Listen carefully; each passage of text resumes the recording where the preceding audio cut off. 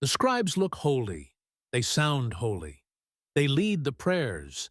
But Jesus says they're devouring widows' houses and heading for greater condemnation. What kind of religion impresses crowds while angering God? We're exploring Mark 12:38-40. Let's read verse 38 from the ESV.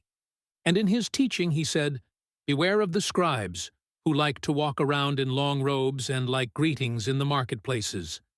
Back in verse 35, Jesus asked, "How can the scribes say that the Christ is the son of David?"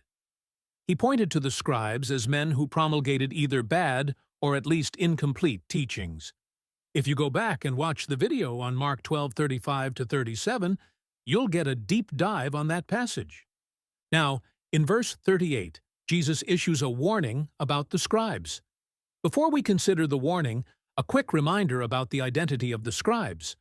The scribes were legal experts in the Torah. They were the recognized interpreters of the law, often aligned with the Pharisees. They were theological authorities in Israel. Jesus tells the crowds in the temple courts, "Beware of the scribes." The word translated beware is blepite, a command in the present tense. The present tense signals ongoing action, and blepite is a command to watch something or someone. So what? What's the point? This choice of this word and verb tense literally means keep watching the scribes. Keep an eye on them. Don't take your eyes off them. Not because they are a good example, but because they represent a danger through their influence. What makes them dangerous? Most of the rest of this passage details their dangers. Next, Jesus reminds his hearers about things everyone knows about the scribes. They like or enjoy walking around in long robes, which make them recognizable as scribes. It would be like a college professor wearing his or her academic regalia, the fancy robes and headwear you see at a college graduation, to the grocery store, so everyone would notice. So what? They like to put themselves in a position to be seen by people and be recognized as prominent and important people. Compounding this, Jesus says they like greetings in the marketplaces. They know that when people recognize them, they will also make a point of publicly greeting them. What do? Make themselves seen. What is the payoff? Having people see others greet them. It's an egotistical exercise. It entices others to stroke their egos by noticing them and paying them respect publicly. Thank goodness no modern-day religious leader would do such a thing.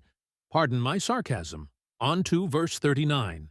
And have the best seats in the synagogues and the places of honor at feasts.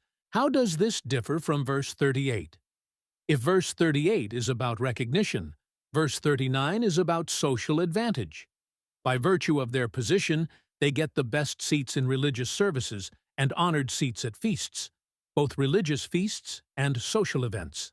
These people lived in an honor-shame culture, and honor was practically a form of currency.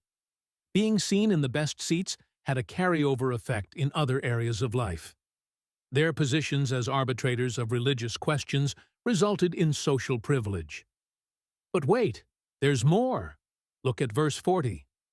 Who devour widows' houses, and for a pretense make long prayers, they will receive the greater condemnation.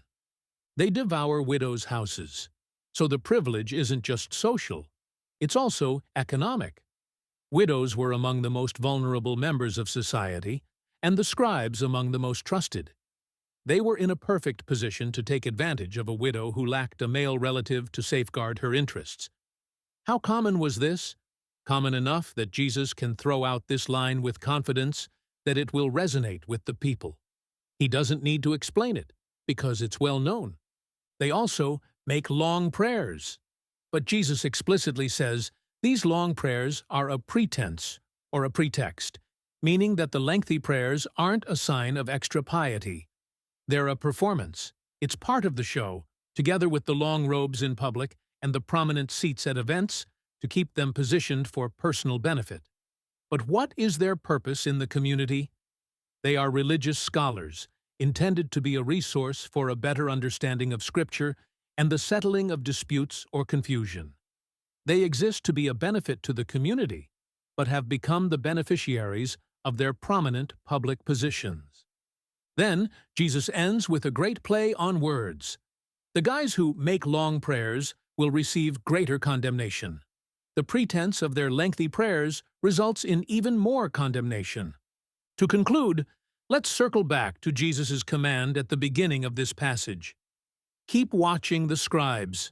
Keep an eye on them, because they are warping their important role as interpreters of Scripture into a source of personal, social, and economic privilege. Don't get drawn in by these guys. And how should we apply this passage today?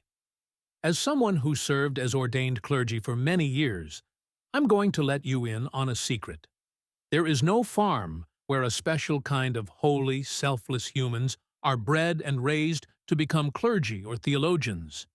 We're just human beings. Sinners subject to the same temptations as everyone else. Beware of the ones who love to be recognized and greeted as special and given the best seats, because that stuff can go to a person's head, and before they know it, they can stop serving others and start focusing on serving themselves. Next time, the selflessness of a widow and her massive offering at the temple. Thanks for studying with me. Please share my channel with your friends